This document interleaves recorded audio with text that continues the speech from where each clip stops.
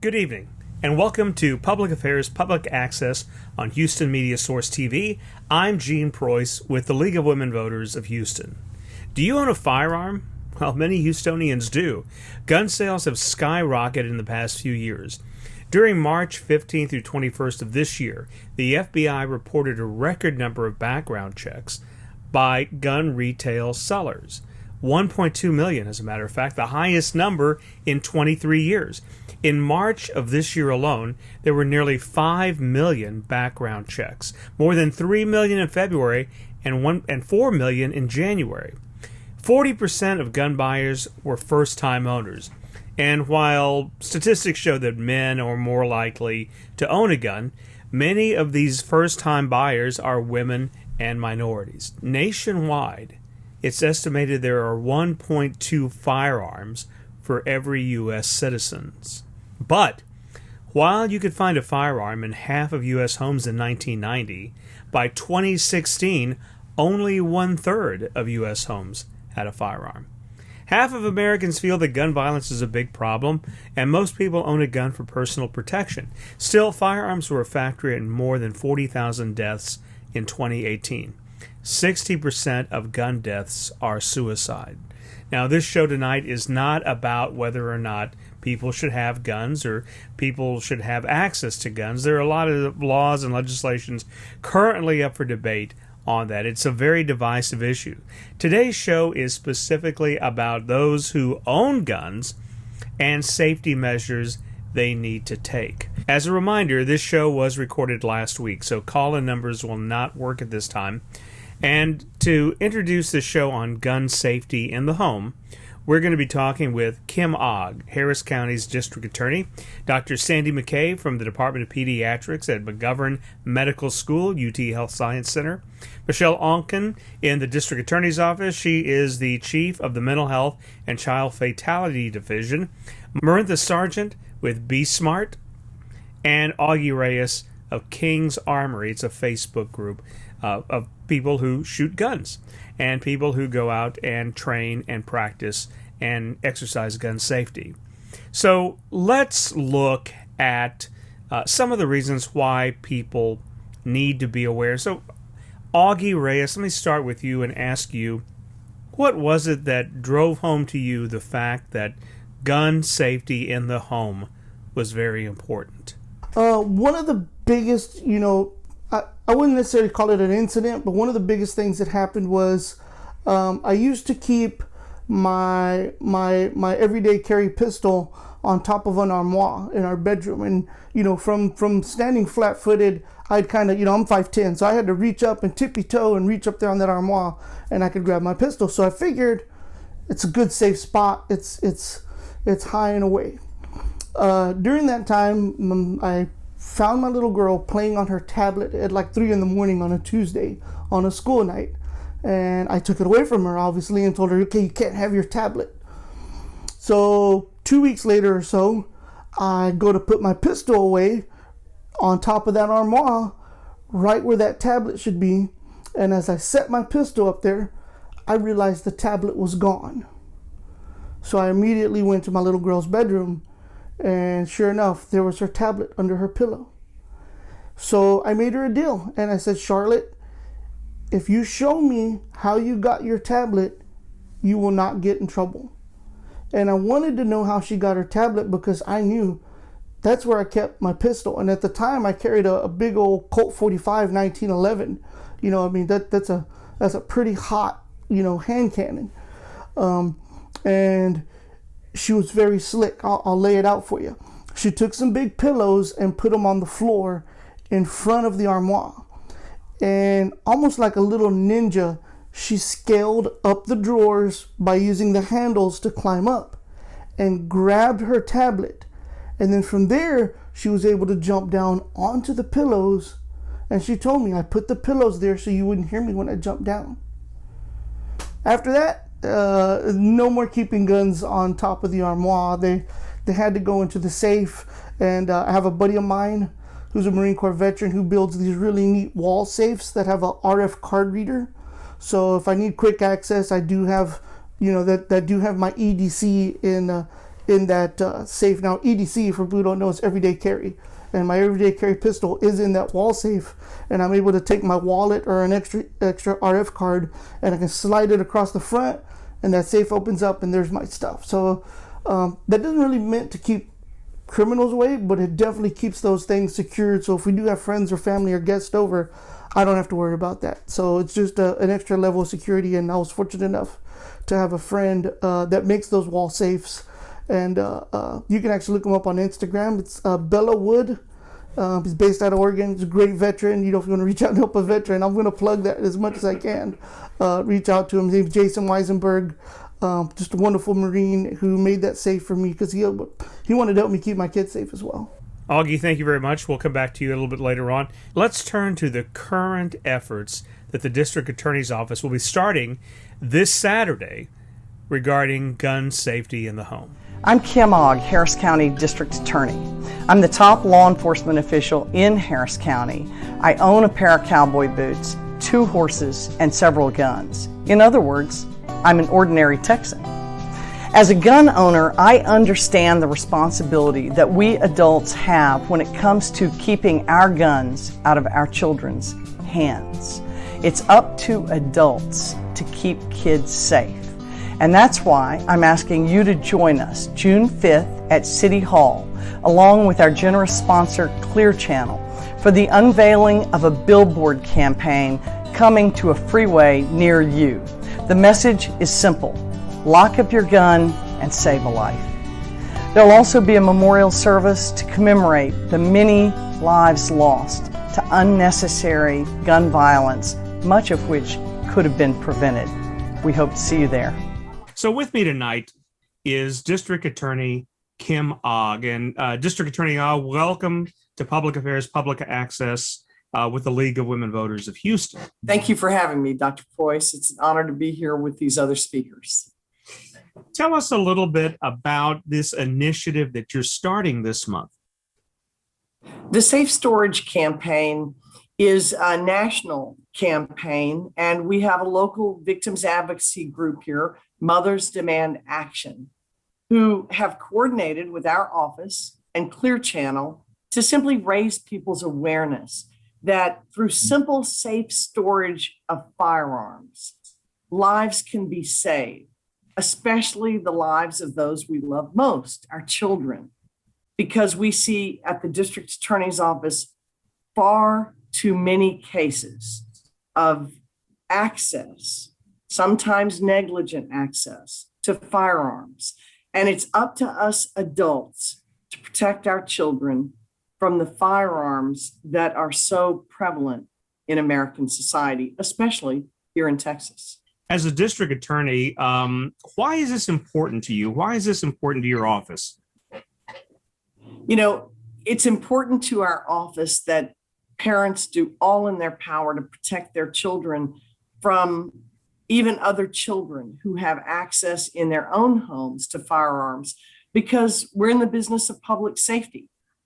Government's first responsibility to people is to help protect them and protect the free society and the freedoms that so many of us take for granted. And one of those freedoms is the freedom to own and possess firearms. But with that freedom comes a lot of responsibility. And it's just so simple to lock up a firearm that we want people to know nobody's out there to take your gun or to pass unreasonable laws. What we want to do is save lives. So that's why it's important to us. And of course, while we don't represent crime victims, we are their advocates in court should someone allow negligent access to a firearm. How often does this type, we're going to talk a little bit more about statistics later on, but I just want to give the viewers an idea of how often we see these types of issues and these horrible incidents in the greater Houston area that your office has to deal with? The simple answer is we see deaths to children caused by firearms way too much.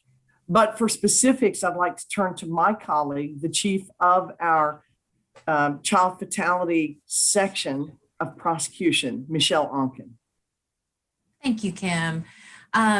So in Texas, in the last 10 years, we have had 65 children die from what we'll call accidental firearm shootings. I don't believe really in the term accident because in most cases there is negligent action that's happened by a parent. And sadly, last year in 2020, the year of COVID, the average is about 7 children a year statewide that we lose. But last year that spiked up to 12 children that were killed.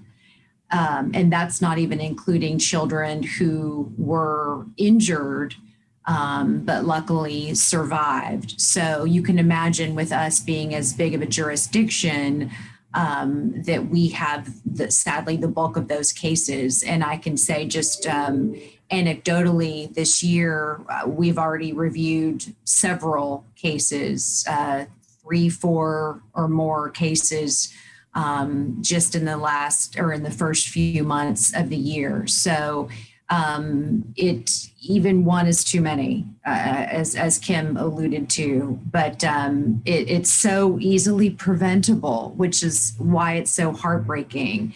And I mean, my thought is that for so long as a prosecutor, you're reactive. We react after a crime happens, but if we can be proactive and stop someone from being a victim, from a family being victimized, from a child losing their life or being seriously injured, what an amazing thing to be a part of. Well, let's come back to the discussion about statistics in just a minute. And right now, I'd like, however, to turn to Marentha Sargent, who is with the Bay Area Gun Smart program. Is that correct? Be smart. Be smart. So can you tell us a little bit about why gun safety has become an important issue to you? Yes, my 14-year-old daughter, Adrienne, was shot and killed by my best friend's son in their home on December 17th, 2017. He gained access to a loaded firearm because his father, who was one of my best friends since junior high, left a loaded gun on the family kitchen table. And he picked it up and took the magazine out, but he did not clear the chamber, which means that there was a bullet ready in the gun, and pointed the gun at my daughter and shot her in the chest. And she, she died right there in the kitchen. CPR kept her alive. They life flighted her to the hospital, but they said that if she would have been on the operating room table and was shot right there, that there was nothing they could have done to save her. And I was in the garage just outside when she was shot, and she came through the door and she fell, caught her, or my boyfriend caught her in. And then she was gone right there in front of us. But that's why I stress safe gun storage so much, because that gun was 15 yards from their gun safe. He didn't have time to put it up before he left for work that morning. And his son was taught gun safety. It's one thing that I would like to point out is a lot of people say that he should have known better, and he did. But children make mistakes. And that's why, as adults and as gun owners, we have to be responsible for their safety, which means that we have to lock up our guns. I am a gun owner still, and all of our guns are locked up. And I think that that's a good point too, is that even after all of this tragedy, we still have guns, but they're obviously under lock and key. It's not about taking away rights. It's not about taking away your guns. It's about safely storing them so that you don't take away our children. I thank you very much for that story, and I'm very, very sorry. I'm very, very sorry to hear about it. I'm sorry you have to share that with us, but I'm very thankful that you did, because it's a horrible reminder of the mistakes that, as you said, children can make, but adults make these same mistakes. And I want to talk to Dr. McKay and bring her in. How often, unfortunately, this story happens? Unfortunately, Marentha's story is far too common, and it's one story of many. And at the end of the day, toddlers are curious, teenagers are impulsive. So gun safety matters, right? So currently, injury-related deaths in children, firearms are the second leading cause of injury-related deaths in children. Right? So it is prevalent. It is only secondary to motor vehicle accidents. And when you look at the total deaths from firearm injury-related deaths in Texas, we rank number 2 in the country. So it is incredibly prevalent, right? And when we're looking at safe storage is so important, because with safe storage, it's estimated that we can prevent 1/3 of youth gun suicide as well as unintentional deaths with just safe storage alone. And for me, that is where we can make such a great difference in children's lives, because these are things that are so tragic and so preventable. And we know that no matter how many times you tell a 3-year-old not to go into the drawer, their first thing they're going to do is enter and go into the drawer. And teenagers are invincible, and they never think anything bad's going to happen to them until it does. And so our role as firearm owners and as Texans and as parents is to really support our children and to protect our children. And one of the easiest way we can do that is to minimize access to things that they should not have access to.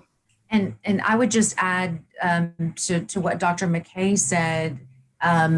Really, it's what Marentha was emphasizing is I have seen so many times children who have been taught safe gun storage, whether it's a class, whether it's a parent going through it. I mean, how to use a gun safely, but it still, they're children, their brains aren't developed. They're like Dr. McKay said, they're impulsive, and they make mistakes, but these are mistakes that are at the highest level. And it's devastating. It's devastating for the family that loses someone. It's devastating for the person who shoots the gun, because many times it's like Marentha's situation, it's a family member, it's a friend.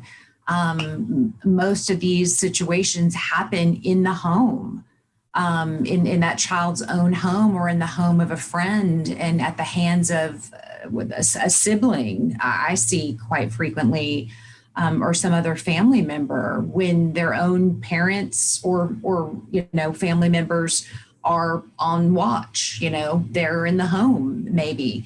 And it just devastates so many people. And again, it's so easy to prevent with safe storage and these easy locks and different things that we can do. I just wanted to Preuss, I'd add, like to talk about the penalty to the law just a little bit. The negligent access law is a relatively new law. It's happened in the last 25 years. We had a municipal ordinance originally that simply made it a Class C. But when I began as a prosecutor back in the mid 80s, there was no law that penalized people specifically for negligent access to firearms. That came about because people like Marentha lost their children to a preventable action that was almost inevitably an accident. And yet it's like handing a drunk the keys to the car. Children are impulsive. Guns are what we call in the law an attractive nuisance. And so this law came about because of the outcry of crime victims, the parents of children who were harmed, and even to some degree by the adults responsible for sometimes the children who actually committed the act. So the process of prosecuting people for these types of crimes is very emotional and difficult, but it's considered important in public policy to make it prohibitive, to tell people you can be punished, you will face a penalty if you make your firearms accessible in a negligent way. And what does that mean? That means unlocked, out, even in your car under your seat, where not only your own child could find it if you step out even for a moment, but often these types of weapons left in cars are actually the target of burglars in your car, and they use these firearms stolen to commit crimes against other innocent people. So we see a big spinoff in our criminal justice world of people just being careless with firearms and it leading to crime and death. I would like to add something to what District Attorney Ogg just said. In my situation, the boy who shot Adrian was charged with criminal negligent homicide, as well as both of his parents were charged with making a firearm accessible to a minor, and both were found guilty and sentenced. So the laws are there, and the district attorney did a great job in prosecuting the people involved in this case. The reason why both parents were charged was because the father left it out and the mother walked by it for 15 hours and left it sitting there. And she actually said in the police report that she saw it there, but didn't put it up. There's nothing that prosecution can do, as well-meaning as we are, as much as we try to protect others, we can do nothing to alleviate the pain and suffering that Miss Sargent and the rest of her family feel and will always endure from a single act. And so the public policy is there to prevent others and send a strong message to others to do right with their weapons. But unfortunately for crime victims who pay the ultimate price and survivors like Miss Sargent, it's little consolation, I would think. So I appreciate the comments, and our prosecutors work really hard to make those cases. And they are emotional, even for the prosecutors, because it's not like a murder. And yet the victim is just as dead. Sharing your story, Marentha, is one of the things that helps inspire me and other physicians and providers to take those steps to counsel families on safe storage. There's so many things that as a pediatrician, I have to talk to parents about in the well child visit. And it's kind of making those priorities and hearing these stories and knowing how preventable it is and sharing that experience, your experience with our patients helps to say, you may think it's not going to happen to you, but nobody thinks it's going to happen to them until it does. And our role is to really focus on how can we, mitigate risk? How can we minimize the risk to our children? And one of the easiest things that we can do for children is, modifying that access, making sure that they should not be able to reach a firearm, because even if they're trained, even if they've grown up with firearms, no one is perfect. And I often point out to my parents, you may think that your child is perfect, but do you know everyone who is around your child? You know what their level of comfort and focus is. You may not. And so it's really such a burden on a parent, but it's an important burden. And I often make it akin to owning a pool. You would not have your pool in your backyard and let a baby crawl around by the edge of the pool without being right there with your hands on the baby every moment, right? And so why should we treat firearms any differently than how we do pool safety? That must be, if you're prosecuting someone who is a criminal, that's one thing. But in these cases, where it's not as clear cut and where it's a beloved family member who makes a mistake, how does your office proceed with that? I find that our prosecutors really have to be more experienced and trained, because our natural empathy, especially if we're parents, is to empathize with the loss of the parent. What we focus on is the deadly weapon and the access to it, and the fact that you wouldn't leave a bomb ticking on your kitchen table or your coffee table. You wouldn't hand a drunk the keys to their car. And the problem is, much like social drinking almost made driving while intoxicated sort of socially acceptable in the criminal element, we see all these highway deaths and terrible things. Same with guns. It is not socially acceptable to leave your deadly weapon out unsecured. But it's really hard on our prosecutors. And I'll suggest one more thing. This doesn't just happen to civilians. It happens to police officers. And we've seen cases where their service weapon has been left unsecured, sometimes even hidden, and then accessed by a child going through a mental health crisis or for some other reason. And that is particularly difficult because we work with police every day. So let me tell you a real quick bit of history. Just like negligent access, the parents used to not be criminally liable. It was only the actions of the person who did it. And if they were a child, we rarely prosecuted even for negligent homicide, Ms. Sargent. In my day, I did it back in the 80s, and the jury found the young man not guilty. He shot his friend. They were difficult verdicts to obtain. Just as parents who were considered bystanders and witnesses under the law to these same actions before it changed, now they can be held liable. And because we work with police officers, because our prosecutors have natural empathy toward family members who may or may not have allowed negligent access to their weapon, we have a strict policy in our office designed to sort of not get around the emotional appeal, but to make our actions as prosecutors consistent, regardless of who was responsible in terms of parenting.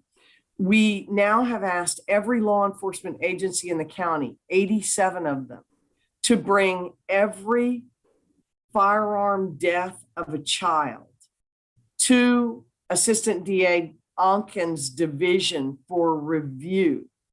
We found originally that agencies acted inconsistently, and sometimes that was true when their own officers were affected. We might never have seen or reviewed that case. Dr. McKay's team might not have reviewed that case with us. So to ensure that we treat everyone fairly and that there are no double standards, every single case now is presented to Ms. Oncken's team. And I think that is our effort through public policy to make sure that we're handling the application of the law fairly, that we're not giving undue preference to any group or person because we feel empathy to them. We feel empathy really towards all of the people who have suffered loss, but it doesn't mean that our duty changes. We prosecute because that is the law. And obviously the punishment and the way prosecution is done in these cases is different. There's actually a 7-day waiting period. And I really wanted Michele to explain that. Michele? Yes, so the statute, the law, it's making firearm accessible to a child, and that's the law that DA Ogg was explaining, and it's our deterrent law, and not every state has it, but we do, and part of it is to deter this from happening. Not that any parent wants this to happen, but the idea is to hope that by criminalizing this negligent behavior that people will become more aware and protect their children. And part of the law says, and I interpret it as a grieving period, so to speak, is that when it is a family member that is the suspect, the defendant, that allowed negligently a gun, a firearm to be, it's unsecured, and it's a child has gotten a hold of it and caused serious bodily injury or death to that own child or another child, there's a 7-day waiting period before that suspect can be arrested. And I believe that was designed to allow for a grieving period, make arrangements for burial, whatnot.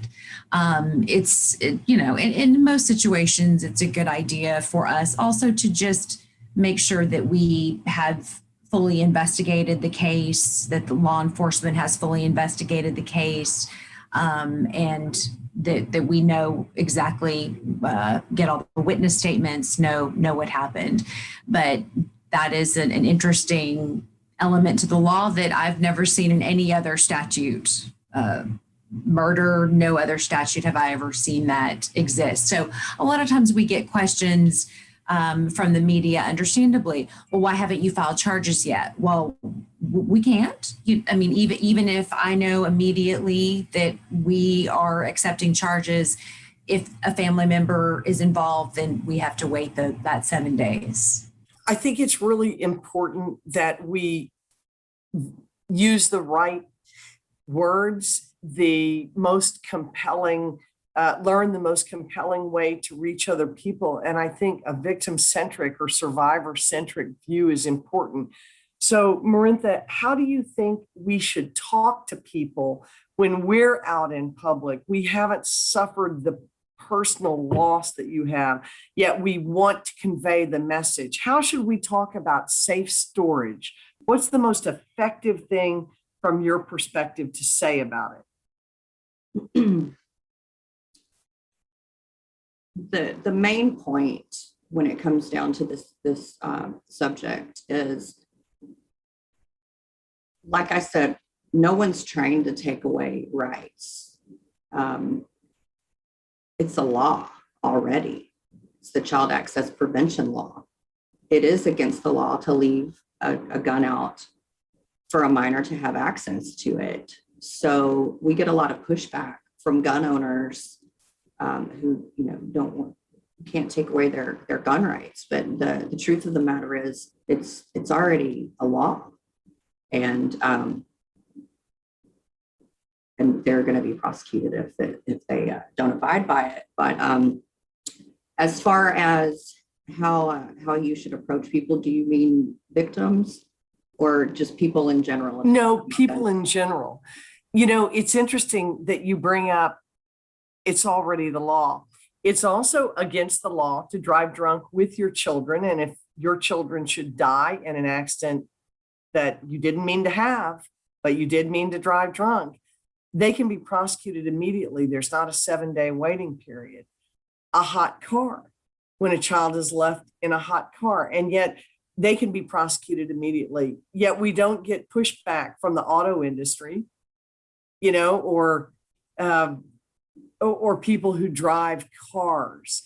So there's a lot of leeway in the law already for gun owners. And I think it's important to realize not only is this not taking away a right, this is simply holding people accountable as adults for being careless about a deadly weapon at the expense of a child. That's absolutely right. Yes. Because we do advocate safe gun storage, I hear all kinds of objections. You know, you want to have access to your gun at night.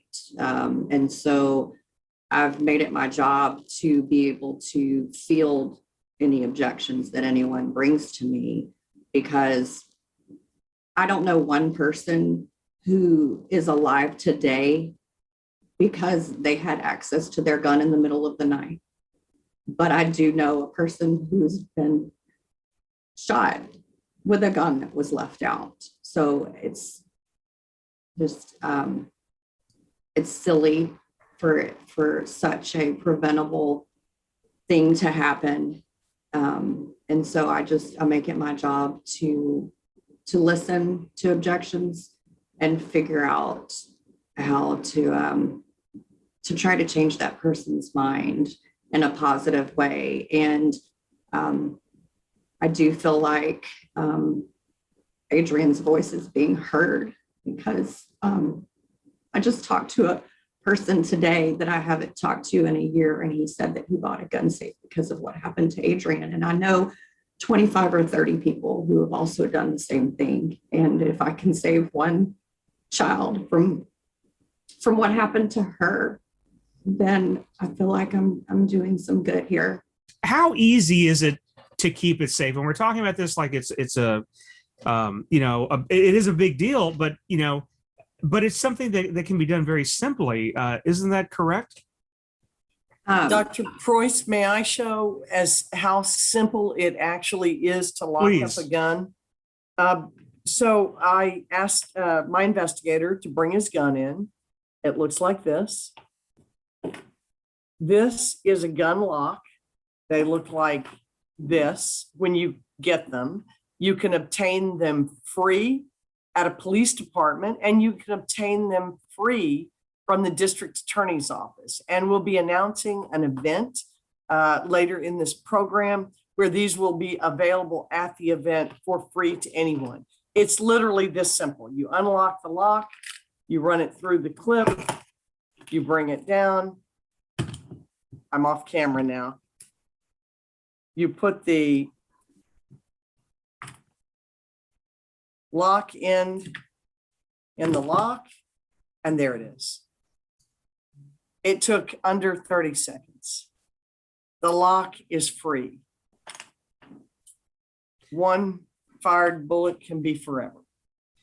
I think a lot of gun manufacturers, I know Smith & Wesson have recently implemented their own safe programs. They're including locks with new purchases. There are also many safes that are available, and people say, well, isn't that going to take time to get it if I need it in an emergency? As you were saying this, I need it, what if I need it at night? I would actually like to talk about that, Okay. About biometric safes. We have one that sits on our nightstand, and it's fingerprint encrypted, and it opens in 2.6 seconds. So as soon as you put your fingerprint on the pad, it opens right up, and there's a light inside as well. So it is more accessible than to have it in a drawer next to you, or to have to find it under the bed like you were saying. So 2.6 seconds is nothing. That's more access than you would have with it just sitting somewhere else. And those, by the way, those safes, you can find them on Amazon for about $160. And also with those biometric safes, you can program 4 fingerprints. So if you happen to have a Band-Aid on your thumb, that's the finger that you usually use, you can put another finger on there. So there's no reason not to use them. That's a great idea. That's a great point. Thank you. Dr. McKay, any important thoughts you want to talk about? So, I always recommend to my patients to keep their firearms locked and unloaded. And I think sometimes people give me a little bit of pushback when I say unloaded because they want to have quick access. I also point out that in the middle of the night, you need a second or two to get your bearings, because you also don't want to have an accident where your teenager is sneaking in the middle of the night and you accidentally, identify your teenager as an intruder, right? So that extra second helps you get your bearings, understand where you are, especially when we talk about training. If you want to have immediate access to your firearm, you also need to make sure that you're practicing and using your firearm and going to ranges and do ongoing training, much similar to police officers. My father-in-law is a retired police chief. And so, we frequently go to the range with him, and he's a great shot still at 77. So it's amazing. But it's one of those things where if you don't use that skill when you need it, especially for the concern that folks have in that middle of the night, they need to make sure that they're trained. But it's also really important for firearm owners to recognize that 89% of unintentional injuries in children occur in the home. This happens in the home. This is not something that happens outside of homes, malls, schools. Majority of injuries happen in the home. And so it's really important that we look at safety. And, one of the greatest threats to gun rights is gun violence. And what we can do as firearm owners is to prevent gun violence, and that will preserve gun rights. It's about safe and responsible gun ownership. It's not about taking away someone's rights. It's about being safe. And just quickly, I wanted to say 2 things.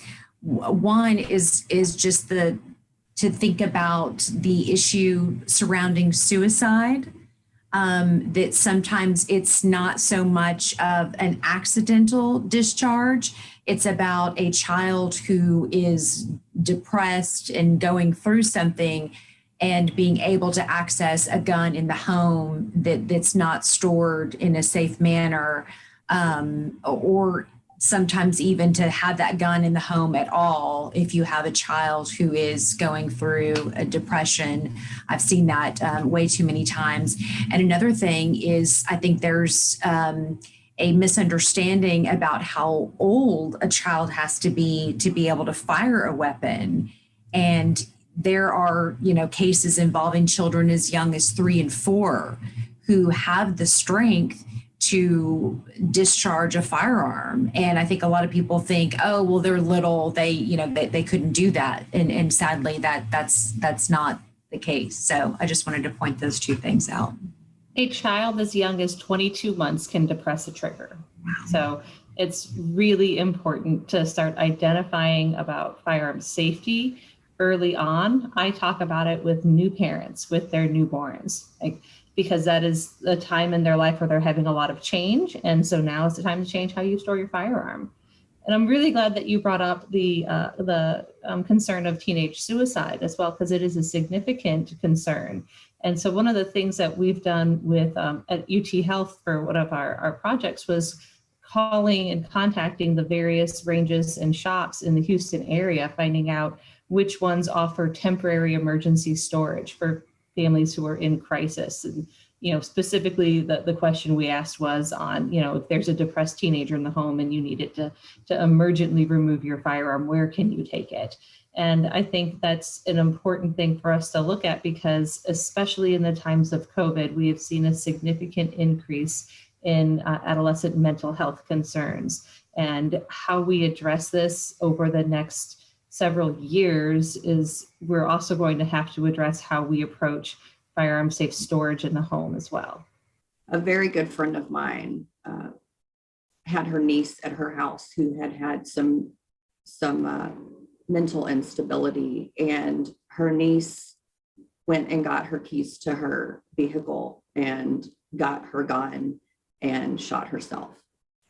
So after this happened, it really started weighing on me, because there were a lot of times whenever we would keep the gun in our vehicle and it was locked.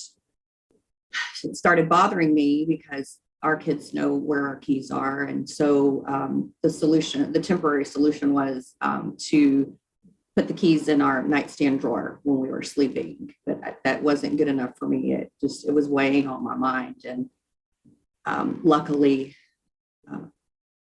Robert installed a gun safe in his console of his truck. And it has a keypad, and it cost less than $300, and he installed it himself. So, like I said, anytime someone has, an issue and they have some pushback with storing your gun safely, there's always a solution, and there's always a safe solution. I wanted to point that out as well. A gun locked in a car is not locked up. And it's really great that you point that out. When you look nationally at statistics, as you know, I'm a statistics girl, more than a third of adolescents report that they can access a loaded firearm in under 5 minutes, right? And so when you look at especially suicidality in teenagers, the average amount of time from the thought that they're going to carry through with this act of suicide and the actual committing the act is typically less than 15 minutes, right? And so again, teenagers are impulsive, right? Suicide with firearm is one of the lethalest mechanisms of suicide, right? So it's a 90% success rate. But when you look at suicide attempt survivors, right? They are not likely to die by suicide if they survive a suicide attempt. So that tells us that if we identify them and they have an attempt that they can survive from, they are not likely to do that again, right? So with firearms, especially, it is so lethal, it makes it very difficult for us to be able to reach out to some teenagers. Some parents really don't recognize signs in their children until it's very late. And especially now with the pandemic and with all the additional stressors on children, and additionally, we're not seeing kids as often in their well child visits in the offices. And so we're missing these opportunities where we do our normal mental health screenings with children because they're not coming in because no one wants to come in during a pandemic. And I am just very concerned about what that means for our adolescents populations as well, because we have a real obligation to provide for the health and safety of all of our children, especially our adolescents. And there's so many different layers that we need to be addressing. One of the easiest ways that we can address it as parents and as firearm owners is to take safe storage seriously and to be consistent and effective with it.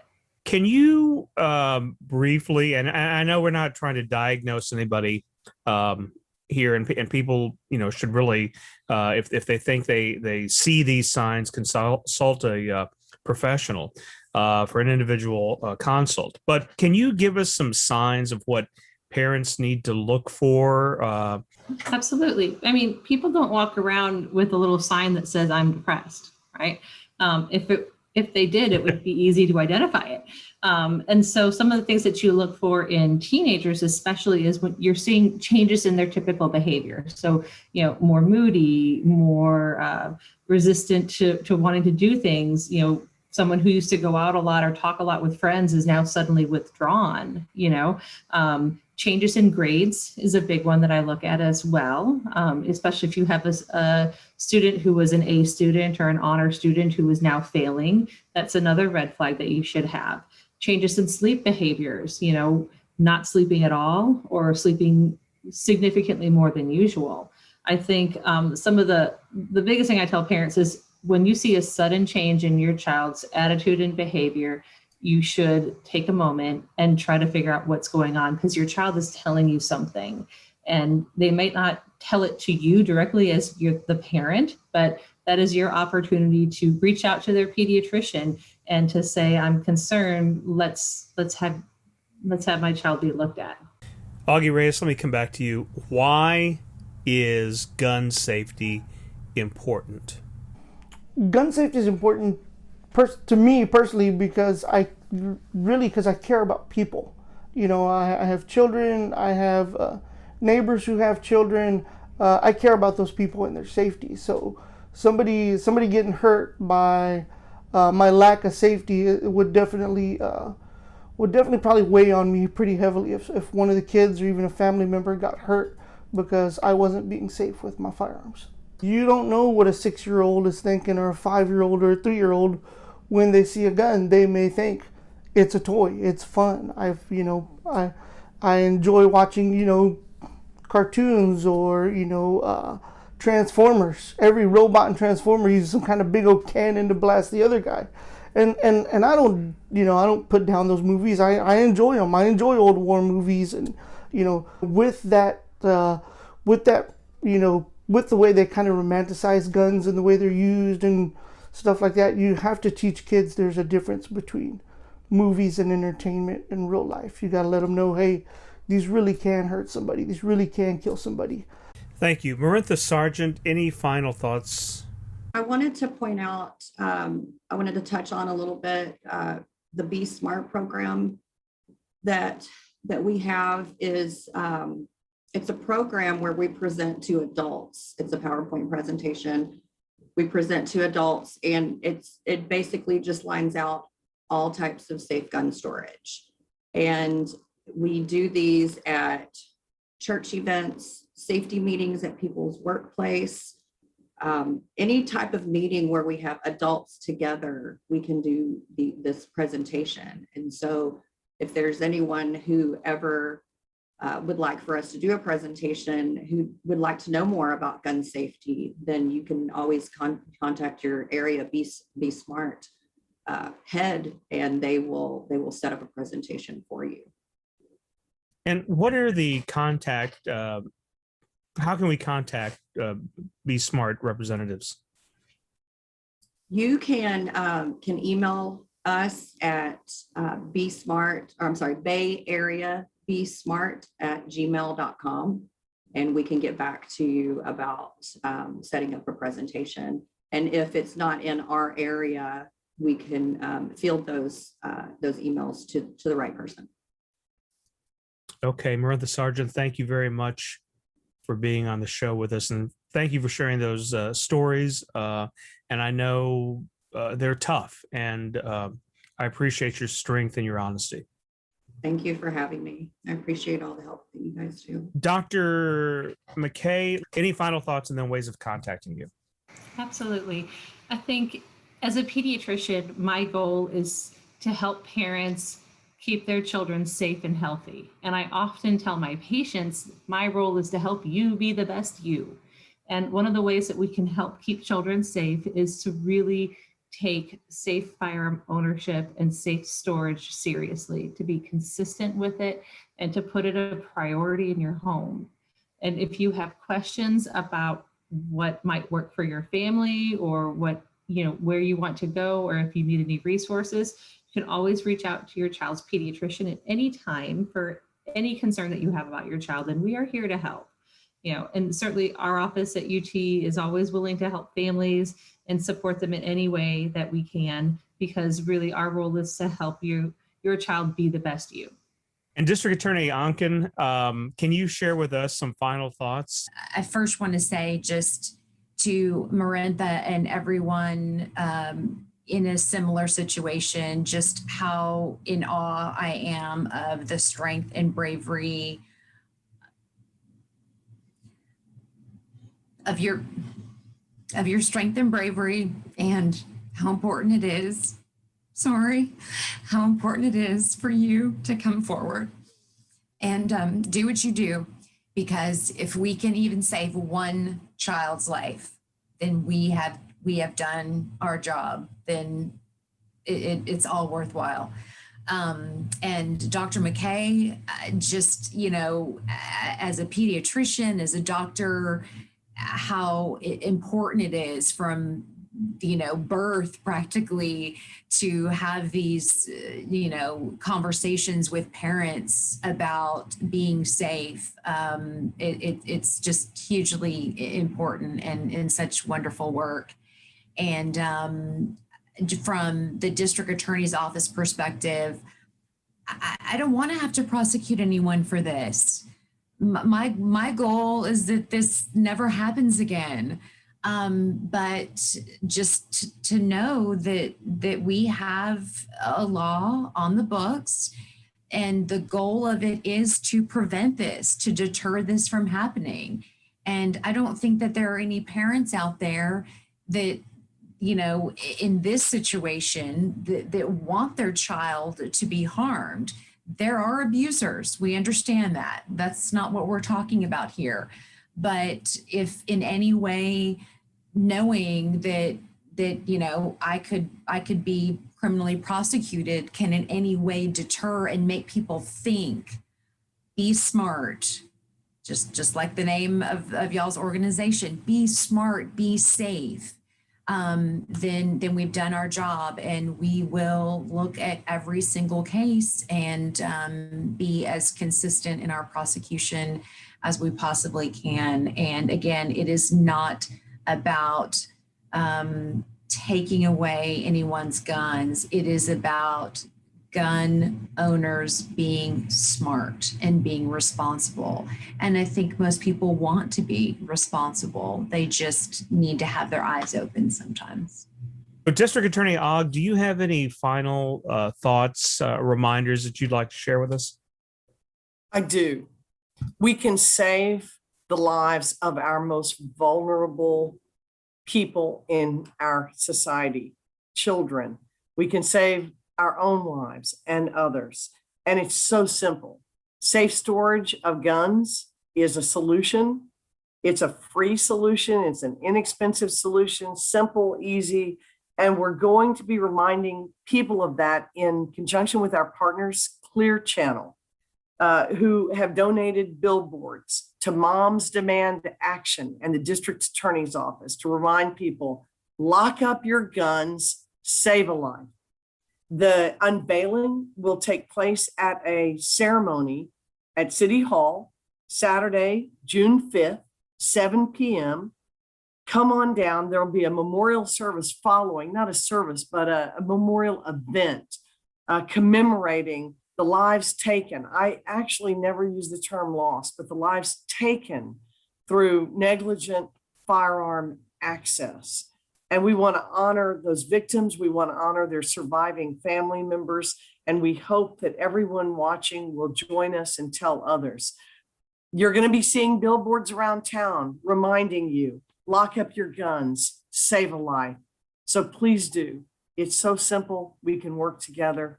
We can overcome this terrible problem that we've seen in our society. And thank you so much, Dr. Preuss, Ms. Sargent, my colleague, Michele Oncken, and Dr. McKay. Thank you very much for bringing attention to this very serious and very important issue, District Attorney Ogg, and thanks to your office for doing this program. Thank you. Once again, thank you for a very tough yet needed discussion. I want to thank District Attorney Kim Ogg and Division Chief Michele Oncken for their words, Dr. Sandy McKay from the McGovern Medical School, Marentha Sargent from Bay Area B-Smart, and Augie Reyes from King's Armory. And thank you for joining us here on Public Affairs Public Access on Houston Media Source TV. For the League of Women Voters of Houston, I'm Gene Preuss. Have a good night.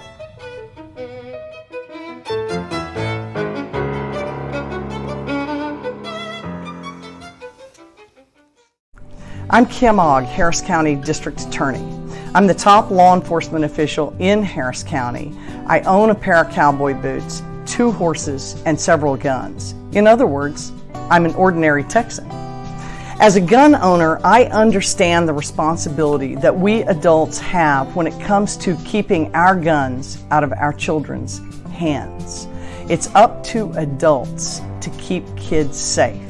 And that's why I'm asking you to join us June 5th at City Hall, along with our generous sponsor, Clear Channel, for for the unveiling of a billboard campaign coming to a freeway near you. The message is simple: lock up your gun and save a life. There'll also be a memorial service to commemorate the many lives lost to unnecessary gun violence, much of which could have been prevented. We hope to see you there.